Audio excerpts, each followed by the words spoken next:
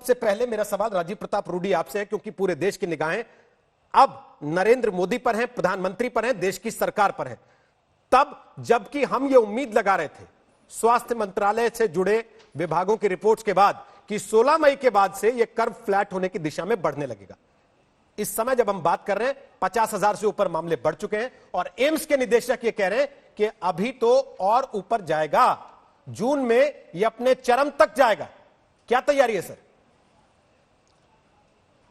मैं सिर्फ इसमें यह बात कहना चाहूंगी, डॉक्टर गुलेरिया बहुत जाने माने विशेषज्ञ हैं और मैं उनकी बहुत कदर करता हूं, और जब भी वो कोई विषय रखते हैं तो बहुत जिम्मेवारी के साथ रखते हैं।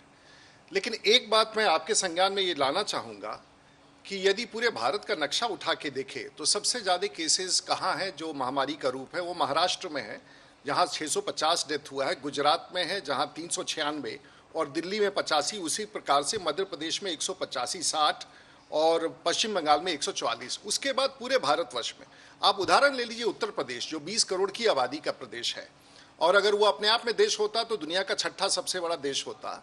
वहाँ मात्र मरने वालों की संख्या आज लगभग 60 है।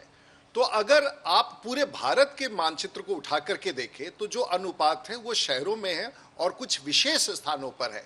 सरकार के लिए चुनौती है कि अब क्योंकि ये पूरा पीक और पैटर्न का विश्लेषण हो चुका है और हम लोगों ने पूरी दुनिया का अध्ययन किया और भारत के विशेषज्ञों ने भी भारत का अध्ययन किया है, मेरे जैसे आदमी का व्यक्ति का राय है कि सरकार ने इस पर पूरी तरह से निगाह रखी है, राज्य सरकार भी पूरी तरह से सचेत है।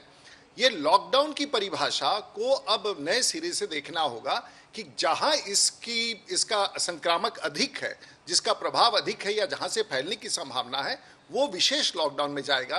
लेकिन सरकार ने यह भी निर्णय किया है कि जहां जहां ये स्थिति सामान्य है, सभी प्रिकॉशंस को बरतते हुए हमें ये प्रयास करना होगा कि उन क्षेत्रों में जहां इसका प्रभाव नहीं है वहां प्रभाव ना फैले और आर्थिक गतिविधि भी वापस लौटे। तो मुझे लगता है कि एक तरफ हमें कोरोना की लड़ाई से लड़के बाहर निकलना है और दूसरी तरफ आर्थिक विकास के पहलू को भी आगे ला करके चलना है। तो मुझे लगता है इस विषय को अगर हम लोग विश्लेषित करें, और तीसरा मेरा बिंदु अंतिम है कि अब भारत तैयार हो गया और मोटे तौर से जानकारी मिल गई है कि हम कैसे इस चुनौती का सामना करेंगे। लोगों को भी पता है कि ये बीमारी क्या है, इसकी लड़ाई हम कैसे, इसके प्रिकॉशंस क्या लेंगे, और देश के प्रधानमंत्री ने पहले दिन से आगाह कराया है कि इसके प्रिकॉशंस क्या होंगे। तो मुझे लगता है कि दोनों के साथ लड़ना और चलना, दोनों साथ लेकर चलना पड़ेगा। ये मेरा विश्लेषण है भारतीय जनता पार्टी के प्रवक्ता के रूप। क्या मैं इसको ऐसे समझूं कि सरकार ने अपना काम कर दिया, अब जनता जाने कैसे बचना है कोरोना से? इसका भी आप उत्तर चाहेंगे? जी, मैं पूछ रहा हूं आपसे, क्या मैं इसको ऐसे समझूं जो बात आपने कही? देखिए, आपके समझने पर मैं कोई आपत्ति नहीं कर सकता हूं, और आप इसको चुनौती के रूप में देना चाहते हैं। सरकारें, चाहे वो राज्य सरकार है, इसे चुनौती स्वीकार करें, और ये कतई बोलना अनुचित होगा कि राज्य सरकारें और केंद्र की सरकार अब जनता के मत्थे डाल रही है।